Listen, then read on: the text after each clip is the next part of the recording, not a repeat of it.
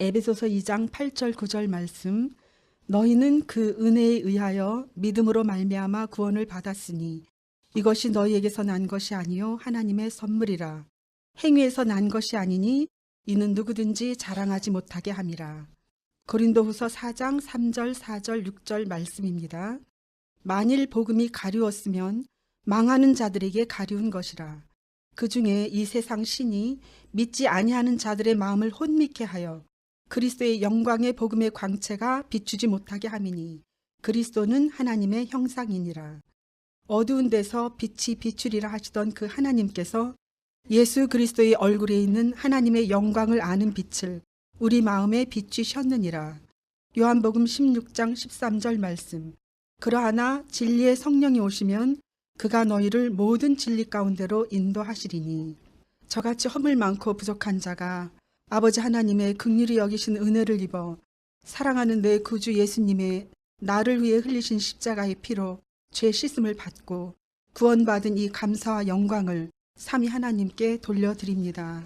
믿음의 고백을 준비하며 지나온 삶을 돌아보았습니다. 수십 년 예수님을 믿는다는 말은 했지만 이 레마의 말씀을 만나기 전까지는 그야말로 혼돈과 공허 속에 헤매이던 종교인에 불과했고 진리에는 눈먼 소경이 되어 세상 사람들과 다를 바 없는 삶을 살았으니 이 생명의 말씀을 만나 4년여의 시간이 흘렀지만 제 안에 쌓여있던 세상과 인본이 씻겨져 나가기에도 벅찬 시간이었음을 느낍니다.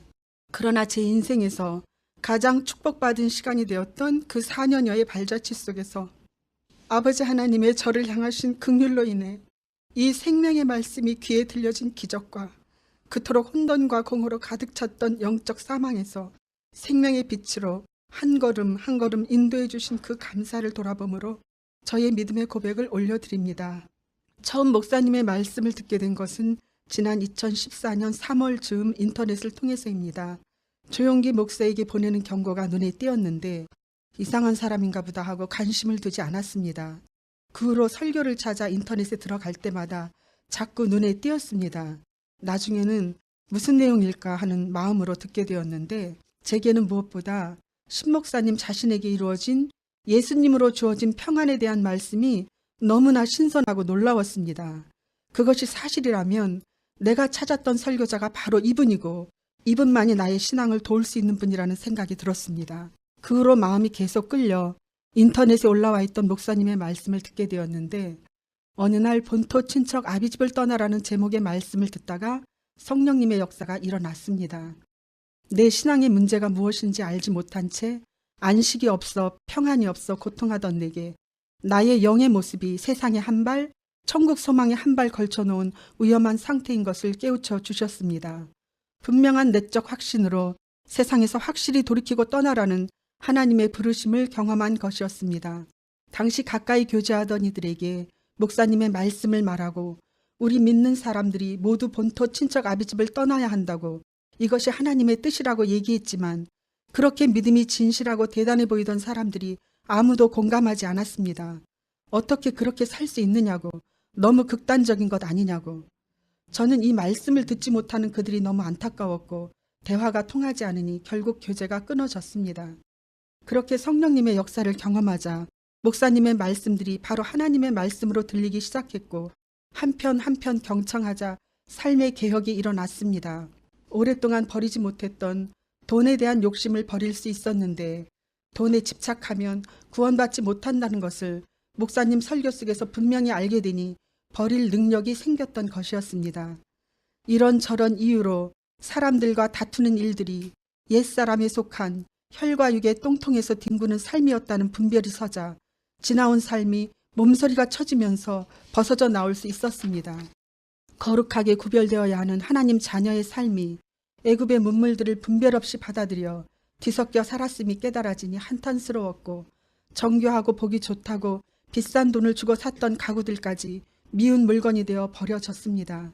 이제는 무엇이든 소박하고 단순한 것으로 하고 필요 이상의 것을 취하지 않습니다.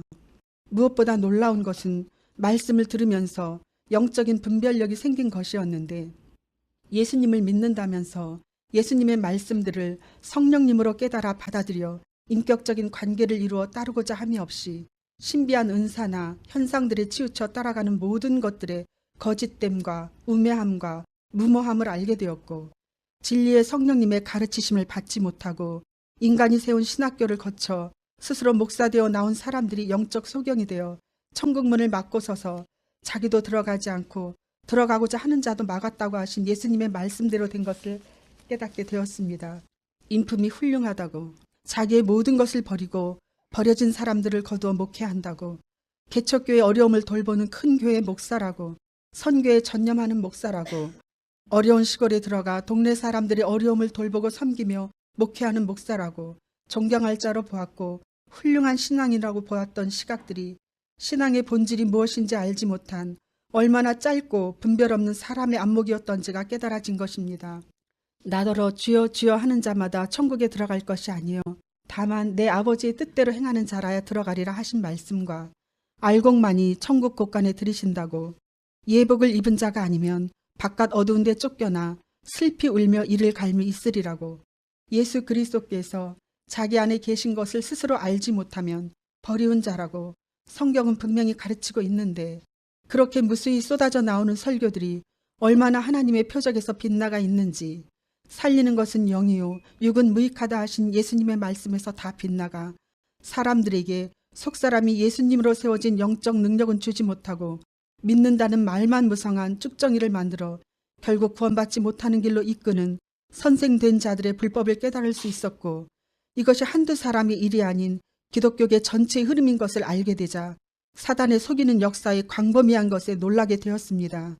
2000년 전에 예수님께서 유대 땅에 오셨을 때에 유대교를 이끌던 지도자들, 제사장들, 율법 학자들, 바리새, 사두개, 서기관들이 어떻게 그렇게 자신들이 섬긴다는 하나님을 알지 못하고 눈앞에 오셔서 수많은 증거들과 가르침을 주신 예수님을 배척하고 원수된 자들이 되어 저주와 심판을 받게 되었는지가 이해되었습니다. 예수님께서 좁은 문으로 들어가라, 멸망으로 인도하는 문은 크고 길이 넓어 그리로 가는 자가 많고 생명으로 인도하는 문은 좁고 길이 협착하여 찾는 이가 적다 하신 말씀과, 내가 올 때에 세상에서 믿음을 보겠느냐 하신 말씀이 확연히 이해가 되었습니다.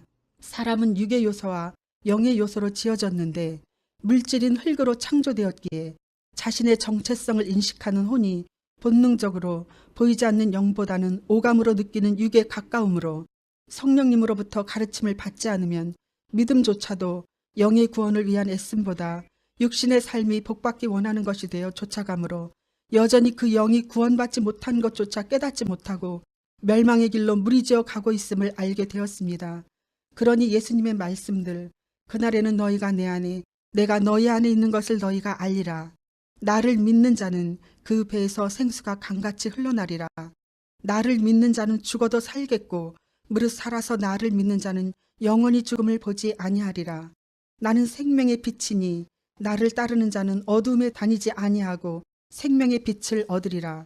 진리를 알지니 진리가 너희를 자유케 하리라 등등의 많은 진리의 말씀들은 성경에만 있는 말씀이고, 이것을 전하는 자도 없고 모르기 때문에 걱정해야 하는 것조차 모르고 목사의 화려한 학벌과 유명세를 믿고 도덕적으로 착한 사람이 되는 것이 믿음인 줄 믿고 열심히 전도하고 헌신하고 선교하니 구원은 당연히 받은 줄 스스로 믿고 진리를 깨닫고자 하는 애씀이 없는 이것이 얼마나 잘못된 믿음이었는지 알 수 있었습니다. 또한 제 자신이 30여 년 믿음 생활 한다 했지만 성경이 가르치는 선과 악에 대한 기본적인 이해조차도 없었다는 것을 알게 되었습니다. 히브리서 5장 13절 말씀에 대저 젖을 먹는 자마다 어린아이니 의의 말씀을 경험하지 못한 자요. 단단한 식물은 장성한 자의 것이니 저희는 지각을 사용함으로 연단을 받아 선악을 분별하는 자들이니라 하셨는데 그 분명한 뜻을 알 수 없었습니다. 또 창세기 6장 5절에 여호와께서 사람의 죄악이 세상에 가득함과 그의 마음으로 생각하는 모든 계획이 항상 악할 뿐임을 보시고 하셨는데, 제 생각에는 노아시대 사람들은 악했나 보다, 이기적이고 타락하고 패역한 사람들이었나 보다 하는 정도의 인식이었지, 믿는다 해도 그 안에 하나님의 말씀이 없고 육의 자아가 주인이 되어 육체를 위해 사는 모든 것이 하나님이 보시기에 다 악한 것이라는 것을 전혀 깨닫지 못한 것이었습니다. 목사님의 설교 말씀 중 하나님의 은혜를 입은 자의 삶 중에서 보면 하나님께서 직접적으로 죄라고 말씀하신 것은 아담이 범한 불순종에 대한 것이 아니고 가인이 하나님의 표적에 맞추지 못한 제물을 삼아 드린 것에 대해 두었단 말입니다. 다시 말하면 가인이 피 흘려 죽으러 오실 예수 그리스도를 상징하는 어린 양의 피 흘림에다 맞추지 못하였으므로 그것이 곧 죄라고 말씀하셨어요. 그러면 왜 가인이 하나님께 맞추지 못한 죄를 가졌느냐? 그것은 그가 하나님에 대한 영감을 가져야 하는 것을 무시했어요. 영감을 가져야 하는 것을 무시하고 살았어요. 그것을 무시하고 땅에서 사는 것만, 육을 따르는 일에만 관심과 마음을 쏟고 몰두하여 열심하였기 때문에 하나님과 화해의 제물을 드려야 하는 일에 있어서 하나님께로 올라갈 수 있는 그 표적이 무엇인지 전혀 알 수가 없었다는 것, 심은 대로 거두는 법칙이 그에게서 그대로 보여진 당연한 결과였다는 것을 우리가 볼 수 있었습니다. 라고 하셨습니다. 그러므로 즉 영을 위한 삶으로 하나님에 대한 영감을 가져야 하고 하나님의 낯을 구하는 삶을 힘쓰지 아니하고 땅에서 사는 것만, 육을 따른 일에만 관심과 마음을 쏟고 몰두하여 열심하는 것이 악임을 깨닫게 되면서 내 자신의 무지에 한탄스러웠고 심지어 그 육체를 위한 삶을 부추기는 잘못된 설교들과 하나님을 잘 섬겼더니 땅에서 이렇게 잘되게 해주시고 높은 자리에 올라가게 해주시고 자식들이 출세했다는 사람들을 강단에 세워 간증하게 하는 교회들이 얼마나 위험천만하고 잘못된 하나님의 뜻을 가리고 사람들을 지옥으로 끌고 가는지 알게 되었습니다. 구원의 길이 인간 중심이 아닌 하나님의 말씀대로 따라가야 함을 깨닫게 되면서 내 자신이 얼마나 무지하고 어리석은 종교 생활을 해왔는지 깨달아지자 두렵고 떨리는 마음으로 잘못 믿어온 지난날의 모든 패역한 삶을 가슴치며 회개하고 또 회개했습니다. 다윗의 도움을 받고서도 은혜를 모르고 제 욕심만 챙겨 멸망당한 나발이 자기 이름처럼 참 미련한 자라고 생각했었는데 성령님의 가르침을 받지 못했던 나 자신이 바로 그 나발과 같이 지각도 분별도 없는 자였음을 한탄하며 깨우치게 되었던 것입니다. 이사야 55장 8절 9절에 여호와의 말씀에 내 생각은 너희 생각과 다르며 내 길은 너희 길과 달라서 하늘이 땅보다 높음같이 내 길은 너희 길보다 높으며 내 생각은 너희 생각보다 높으니라는 말씀이 참으로 그러하다는 생각이 들었습니다. 성경이 주어졌지만 그 말씀을 해석할 이는 오직 성령님 뿐이시고 성령님께서 세우신 참 선지자의 도움이 아니었다면 제가 어떻게 되었을지 생각하면 무서운 생각이 듭니다.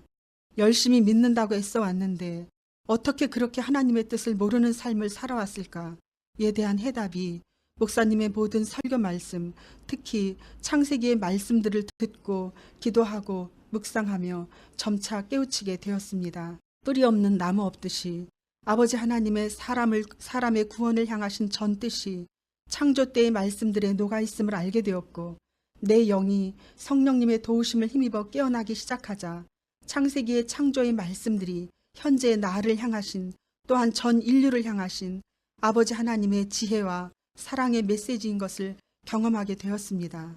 창세기에서 맨 처음 부딪힌 것은 가인의 고백으로 내 죄벌이 너무 중하여 견딜 수 없나이다 이었습니다. 내 삶에 닥쳐오는 여러 질고들을 겪으면서 늘 안식이 없고 불안했습니다. 작은 일에도 근심이 앞서고 기도하며 물리쳐 보지만 넉넉히 이겨나갈 내적 능력이 없었습니다. 이제 하나님 앞에서 쫓겨난 가인과 그 후손 모든 인류는 영의 죄와 죽음으로 인해 누가 나를 죽이지 않을까 하는 두려움과 공포감으로 마음이 쫓기게 되었음을 의미합니다. 불안과 두려움에 쫓기는 마음이 되었습니다. 광야를 홀로 유리하는 자같이 되었습니다. 빛이라고는 조금도 없는 캄캄함 속에 혼자 헤매이는 것과 같은 유리방황하는 자가 되었음을 의미합니다. 어느 날 이 말씀을 읽다가 눈물이 터졌습니다. 하나님 아버지 살려주세요 하는 간절한 절규가 속에서 터져 나왔습니다. 그런데 연이은 목사님의 설교 속에서 살고 싶다는 우리 영의 호소가 하나님께 들려져야 한다고 하셨습니다.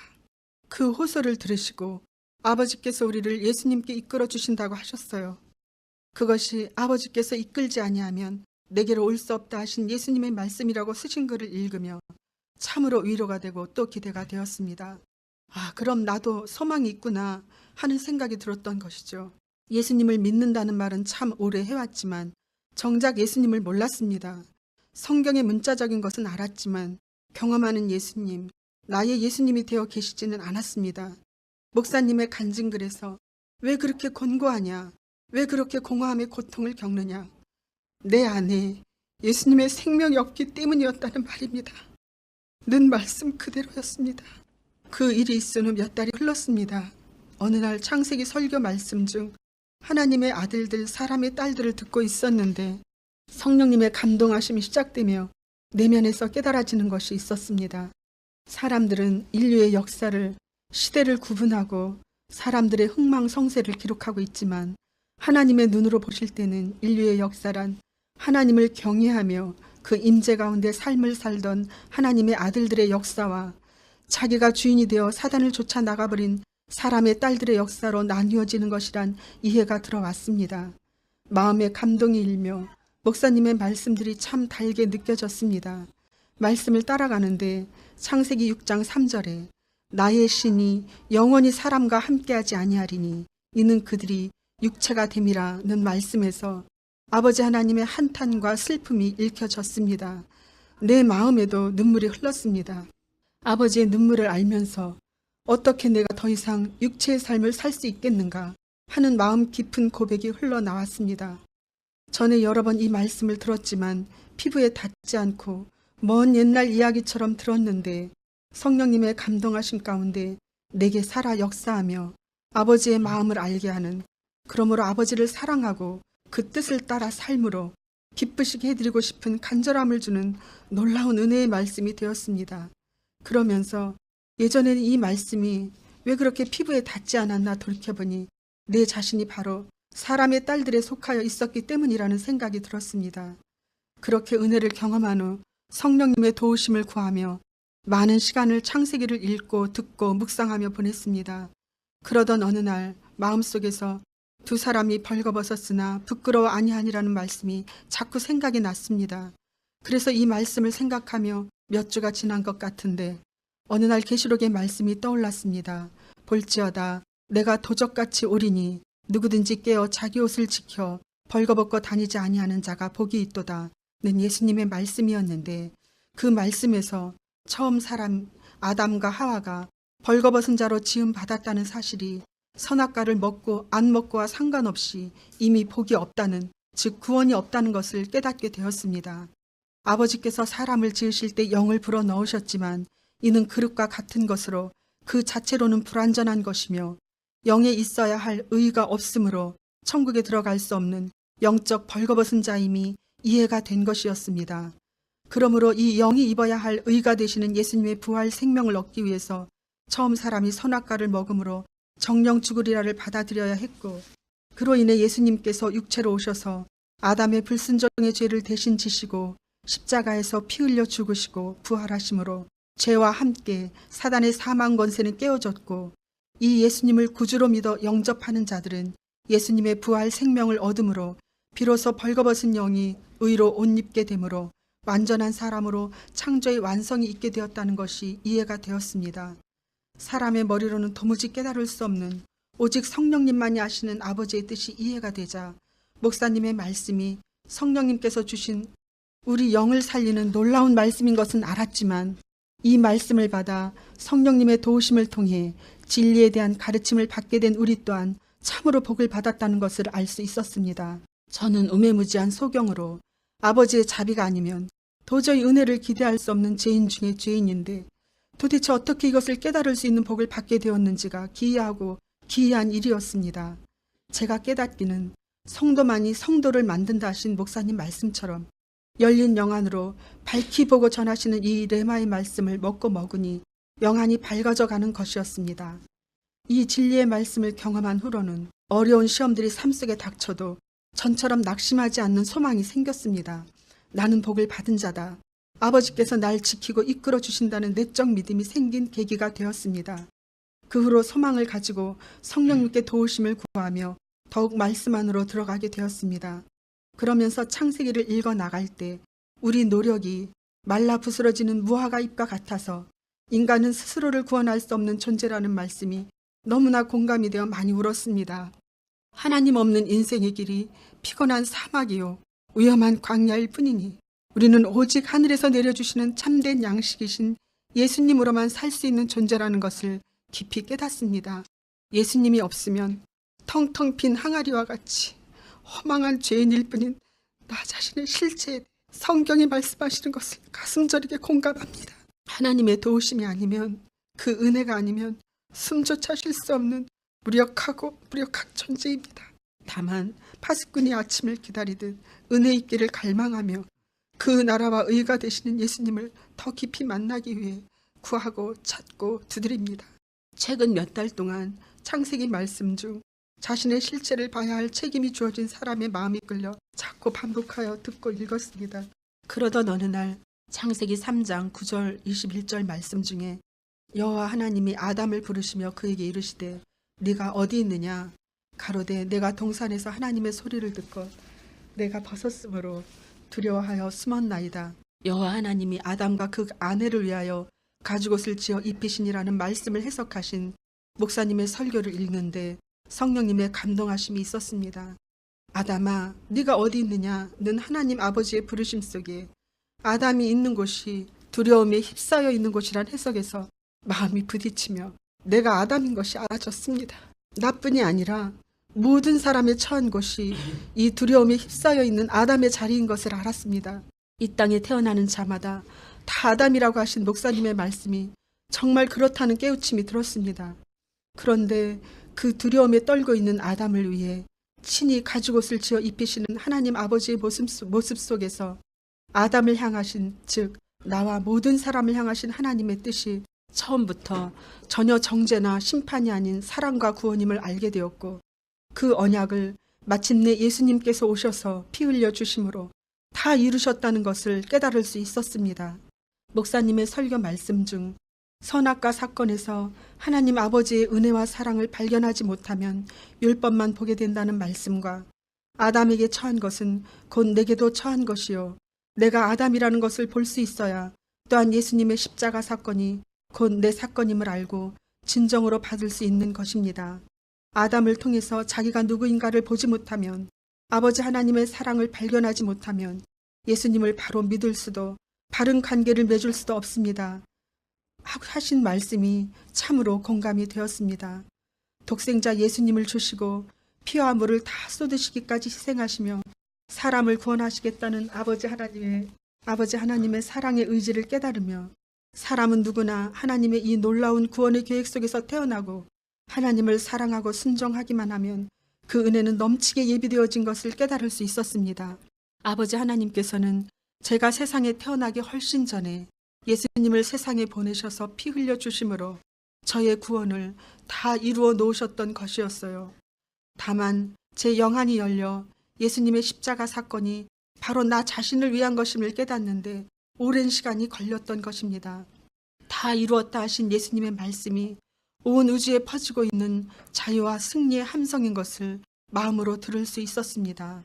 그 후로 시와 때를 따라서 믿음을 도우시는 성령님의 가르치심으로 구원에 대한 성경의 말씀들이 떠오르며 이해가 되었고, 특히 첫 부분에 인용한 말씀들이 마음 깊이 닿으며 참으로 기쁘고 감사했습니다.